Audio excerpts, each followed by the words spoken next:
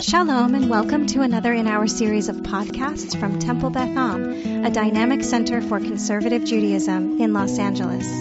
This is Meditation and Mindfulness with Rabbi Adam Kligfeld. The meditation today is not going to be Parsha-based, nor Jewish calendar-based. In fact, one could make the argument that what we're about to experience is not, specifically a Jewish meditation, except that those of us on the Zoom, I imagine, are all doing it with a Jewish neshama. But I'm not going to use Jewish language and iconography for this particular one. And it's going to involve me putting you into the normal meditative position, but with one change, and something that'll be familiar to some of you if you've done some of my meditations before, particularly if you've done standing meditations with me. But mostly just invite you to listen and to allow your mind to be taken where either my voice takes you or where your own consciousness takes you, and see if we can give ourselves this treat the next 12 to 14 minutes of creating an experience that, as we always say, is not that far away. It does not require any significant travel. Getting there can sometimes be instantaneous, and yet it's somehow elusive, because even though it's close by, we're far from it until we start doing it. And that's the beauty and the mystery of a meditative mode. So with that in mind, I invite all of you to close your eyes.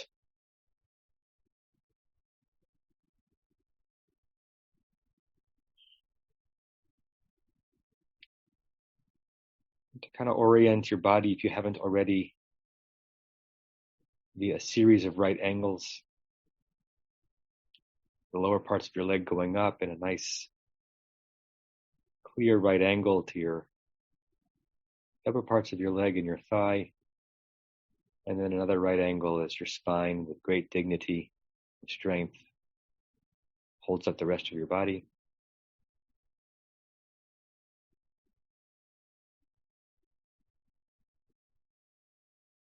And activate the muscles that need to be activated to keep you in this position, and deactivate every other muscle so that your position is secure but not overly rigid. Feel a luxurious droop in every part of your body that is holding on to the tension of whatever this day is giving to you. Feel the droop in your shoulders as they lower themselves in their socket. Feel the droop in your midsection as you release the diaphragm and the sternum from doing all that work and holding everything in and tucking everything in. Just let your body take the shape that it really wants to take, particularly the soft parts of your body.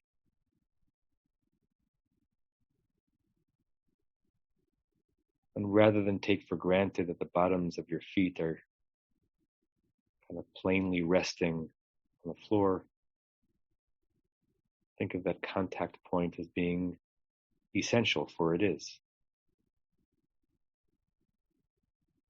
It's determining the lower part of the expanse of your body.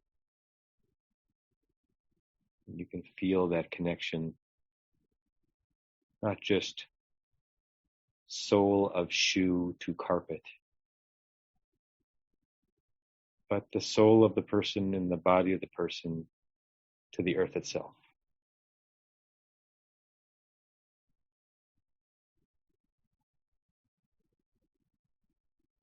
And without working too hard, try to release to the periphery of your consciousness any sound that might be present aside from my voice. Unless you're in a very controlled environment, there might be the sound of a car rushing by on a street, the creak of a door in another room, the hum of a refrigerator or an air conditioning. We don't need to eliminate them.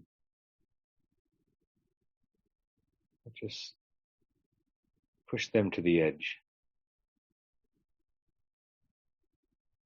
so that you create a cocoon within which it's mostly you, your body, your breathing, my voice, and this cocoon that nothing, at least for now, can penetrate.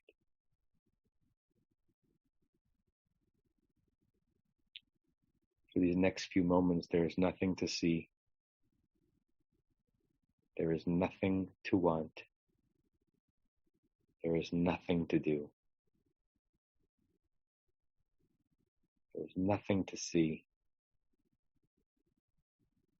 There is nothing to want. There is nothing to do.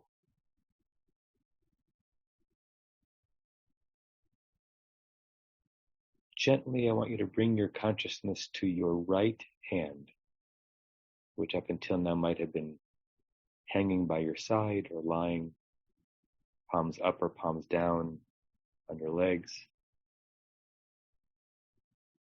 And I want you to bring your right hand towards your right hip.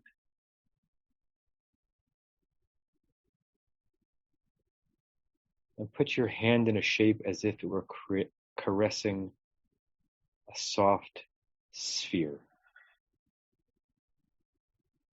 But a sphere that was more of spiritual stuff than material stuff. But material enough that it needs to be held.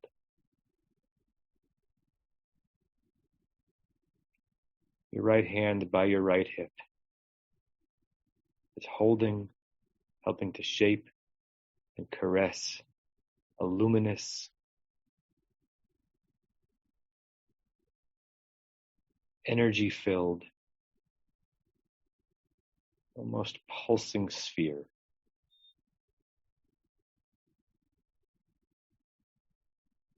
And from the Tibetan Buddhist approach, which you are holding in your right hand is your chi, your life force. To borrow our language, your neshama, your essential, your ikar, the part of you that is beyond fiber and bone and sinew, so much so that you can hold it outside of yourself, because it is not connected to anything material specifically in your body, and yet it can't really be beyond you because it is you. It's your hand holding you. Your hand, a part of you, holding the grandest part of you. And just for the moment, with some mild curiosity, look at that scene from a third eye. You, watching you, holding you. And what is that like?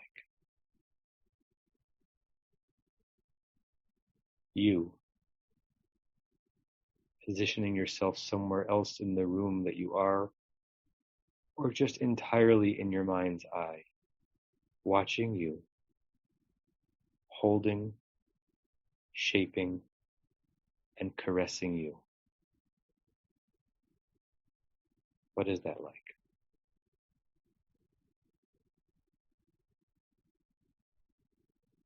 We'll go into a few moments of extended quiet, where all you are doing is holding that shape and holding your position and breathing and being present and being curious.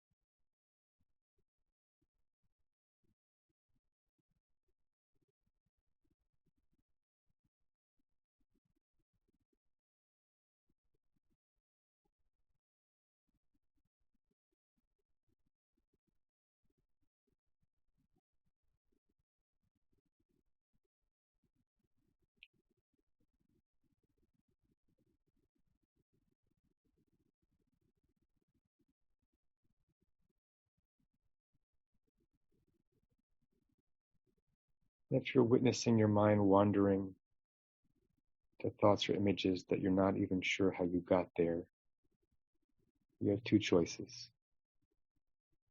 Keep going in that organic, unfolding reverie, which is meditative in its own right, or come back to you, watching you, holding you, and breathing.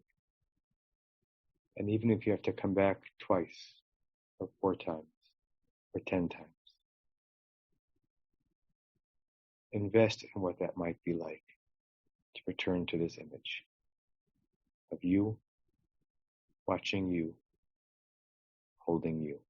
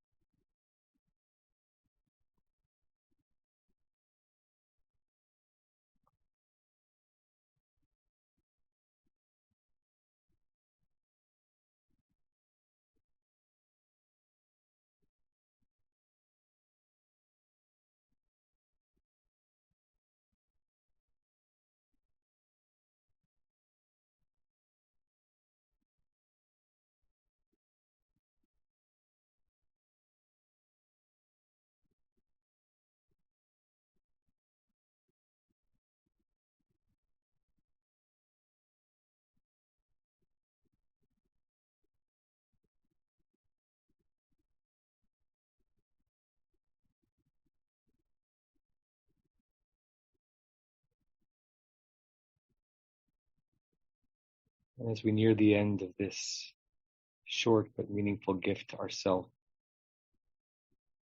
as you swim towards the surface, back to a more measured and regular consciousness,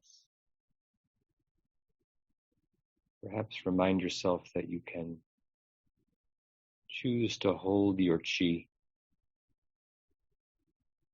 to watch yourself holding your very self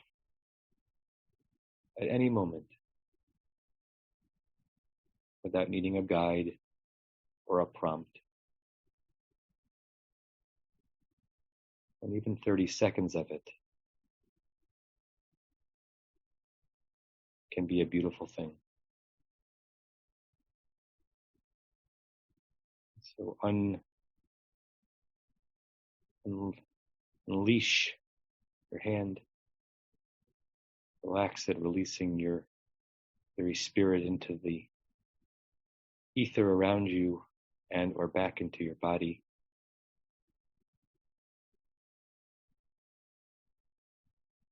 Take a few more deep breaths.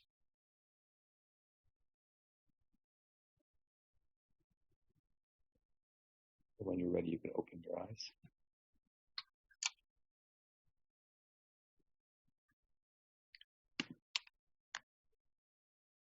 And we'll continue with the closing prayer, which we'll say 3 times. I'll put on the screen.